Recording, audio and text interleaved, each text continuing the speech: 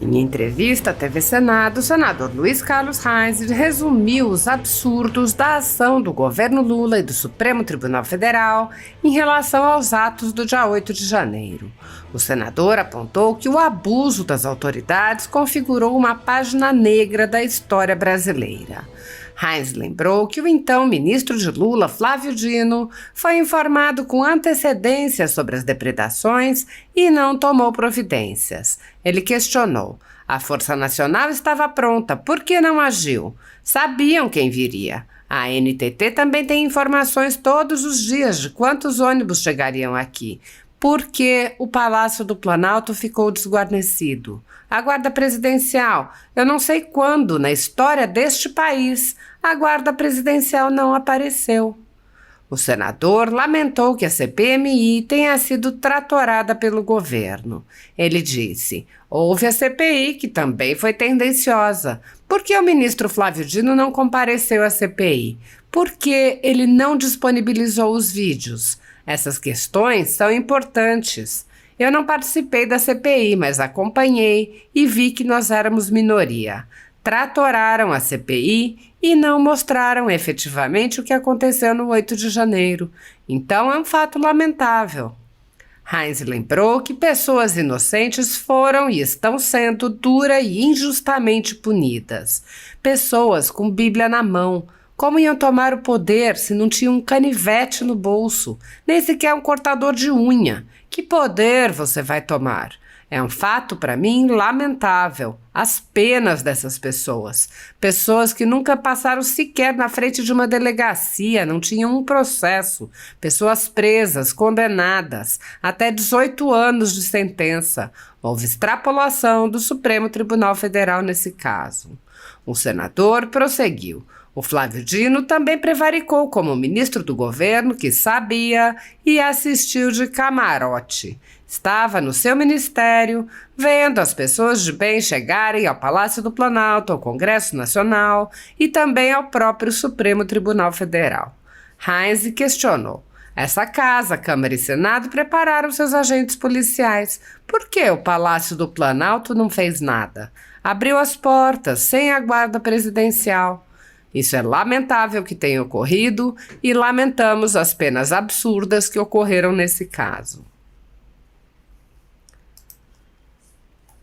Com a tomada da CPMI pelo governo, a comissão limitou-se a repetir, inclusive com alguns dos mesmos personagens, a CPI da pandemia, que ficou conhecida como CPI do circo e serviu principalmente para perseguição política. Assim como a CPI da pandemia, a CPMI do 8 de janeiro também não poupou esforços em humilhar pessoas e empresas que manifestaram apoio ao ex-presidente Jair Bolsonaro, além de quebrar sigilos sem qualquer fundamentação, vazar dados sigilosos para a velha imprensa e ameaçar pessoas de prisão. O procedimento é o mesmo observado em inquéritos conduzidos em cortes superiores. Matérias da velha imprensa atribuem um rótulo ou marca a um grupo de pessoas e isso é tido como suficiente para quebras de sigilos, interrogatórios, buscas e apreensões, prisões e confiscos. Após promover uma devassa nas pessoas e empresas, no que é conhecido como Fishing Expedition, os dados são vazados para a velha imprensa, que então promove um assalto de reputações que dá causa a novas medidas abusivas. Conforme vários senadores já notaram, os procedimentos são comumente dirigidos aos veículos da imprensa independente, em evidente tentativa de eliminar a concorrência, controlar a informação e manipular a população brasileira. Em um inquérito administrativo no Tribunal Superior Eleitoral, seguindo esse tipo de procedimento, o ministro Luiz Felipe Salomão ordenou o confisco da renda de diversas pessoas, sites e canais conservadores, inclusive a Folha Política. A decisão recebeu elogios dos ministros Luiz Roberto Barroso, Alexandre de Moraes e Edson Fachin. Embora a liminar tenha sido suspensa pelo terceiro relator do inquérito, os confiscos continuam mês após mês, subtraindo a renda de pessoas e empresas. O atual relator, quarto relator do inquérito, o ministro Raul Araújo, ainda não tomou nenhuma providência nos inquéritos que herdou. Enquanto isso, as pessoas incluídas nas listinhas apresentadas pela extrema esquerda seguem sofrendo as restrições impostas arbitrariamente. A decisão de Salomão não discrimina os conteúdos e atinge a totalidade da renda dos sites, com o objetivo de levar ao fechamento dos veículos por impossibilidade de gerar renda. Há mais de 29 meses, todos os nossos rendimentos são retidos sem qualquer base legal. Se você apoia o trabalho da Folha Política e pode ajudar a impedir o fechamento do jornal, doe qualquer valor à empresa Raposo Fernandes através do Pix, utilizando o QR Code que está visível na tela ou o código ajude@folhapolitica.org.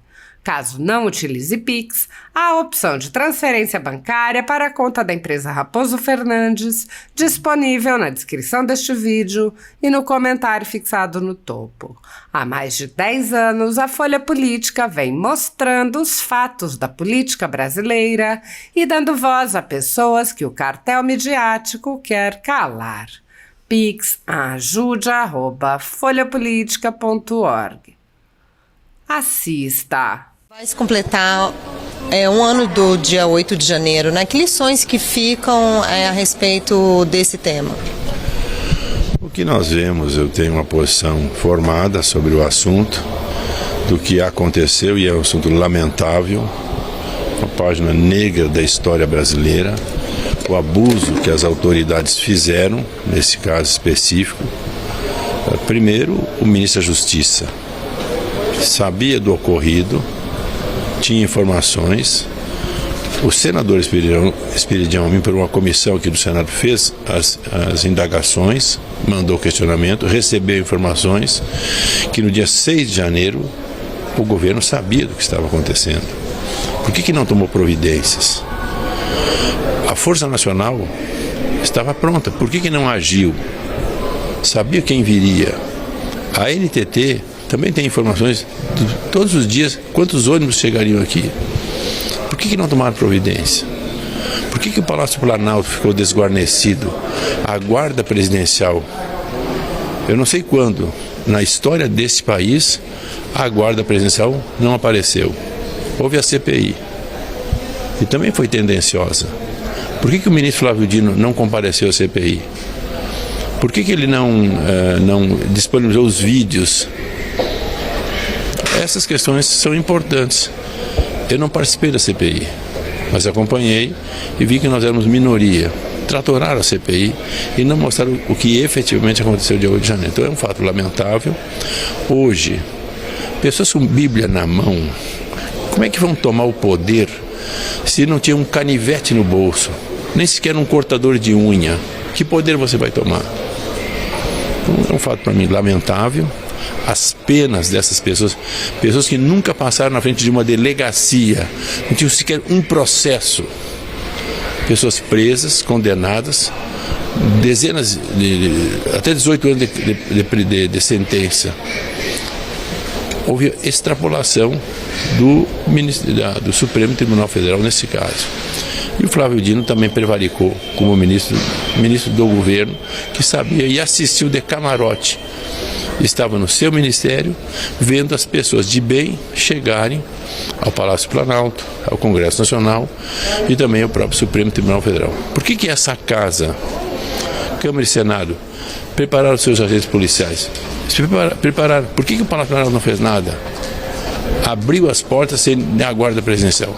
Isso é lamentável que tenha ocorrido e lamentamos as penas absurdas que ocorreram nesse caso. Obrigada, senador.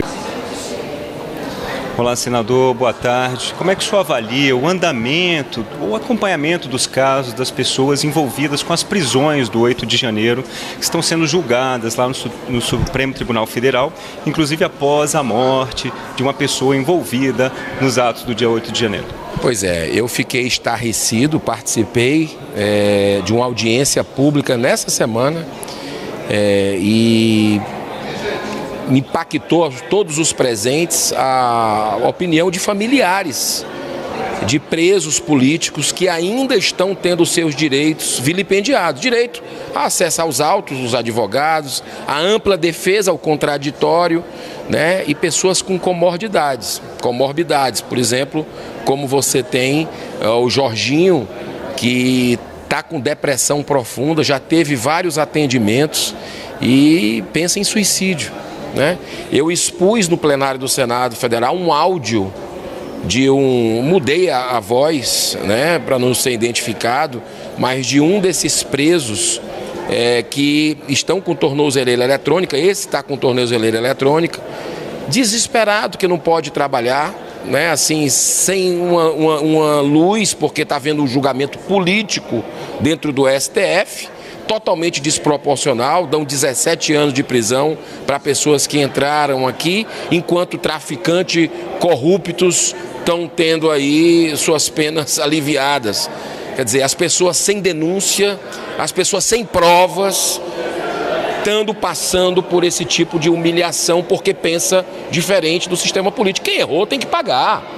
Quem quebrou, eventualmente, tem que pagar, mas de acordo com a lei brasileira. Não é isso que está acontecendo e nós vamos lutar no limite de nossas forças para buscar a verdade. Eu entrei no STF essa semana também com um pedido para o ministro Alexandre de Moraes para visitar. Olha a que ponto nós chegamos. Hoje os parlamentares do Brasil e o mundo está sabendo disso, porque nós estamos denunciando internacionalmente, nos Estados Unidos, na Europa, América do Sul, em congressos, em eventos na OEA, na ONU. E vamos agora também ao Mercosul fazer esse papel, porque o mundo precisa saber que a gente não está em democracia no Brasil. É uma farsa, né?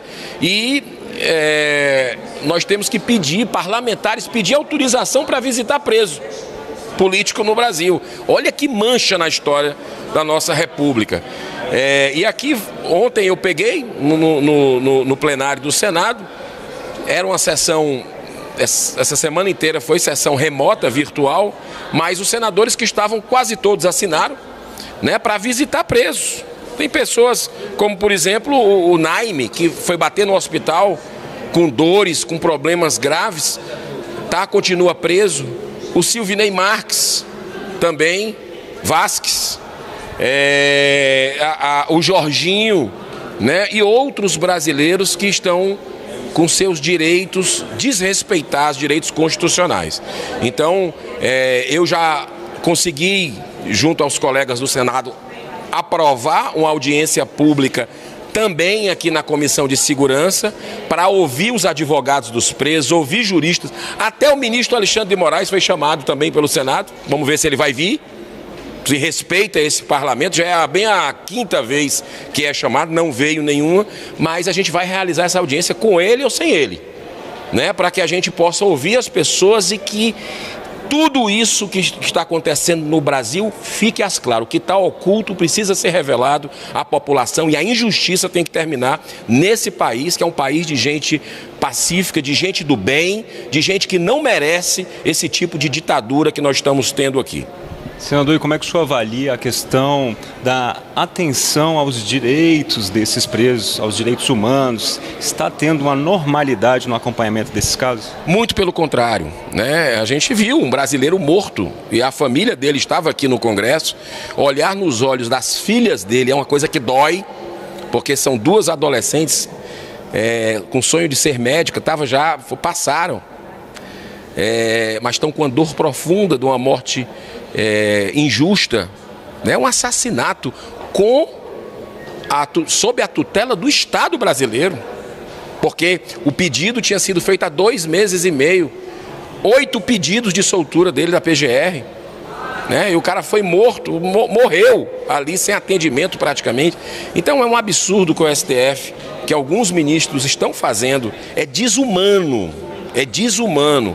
E tudo que a gente planta, a gente colhe. Isso um dia, a gente sabe, a história da humanidade é assim, vai ser mostrado isso. Mas eu acredito na capacidade de reflexão. todos esses parlamentares, essas pessoas que estão lutando com coragem contra esse sistema, mostrando os abusos que estão acontecendo, sempre de forma respeitosa, de forma pacífica, ordeira, mas com argumentos claros que a Constituição do Brasil está sendo rasgada. Um dia a história vai reconhecer isso. Eu espero que essa injustiça barre, porque tem gente sofrendo. Enquanto eu estou concedendo essa entrevista para você, as pessoas estão me assistindo, em casa, no trabalho, tem gente sofrendo ainda. Tem gente presa, político preso. Hoje você tem jornalista, sabia disso? Colegas dele que estão presos.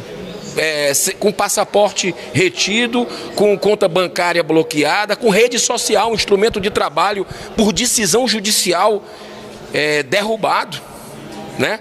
Então é um absurdo que a gente está vendo no Brasil com empreendedores que geram 22 mil empregos, como o Luciano Hang, ainda com as redes sociais dele bloqueadas. Que país é esse? Com o senador tendo o seu gabinete aqui, e não é por corrupção, tendo o seu gabinete invadido, parlamentar com passaporte retido, com rede social bloqueada, né? Esse é o Brasil que você acha que tem democracia? Não tem. Vamos encarar. Por isso muitos brasileiros estão indo para a rua. Dia 10, né? Eu estarei com eles, né? Inclusive para que a gente não tenha um comunista dentro do Supremo Tribunal Federal, um político que a vida toda dentro de sindicato, com ideologia, que vai para o STF, que já é tão criticado por ter politicagem dentro, interferência. A gente não pode, a gente tem que resguardar. O Senado está se levantando, finalmente. Não vamos deixar o Senado cair.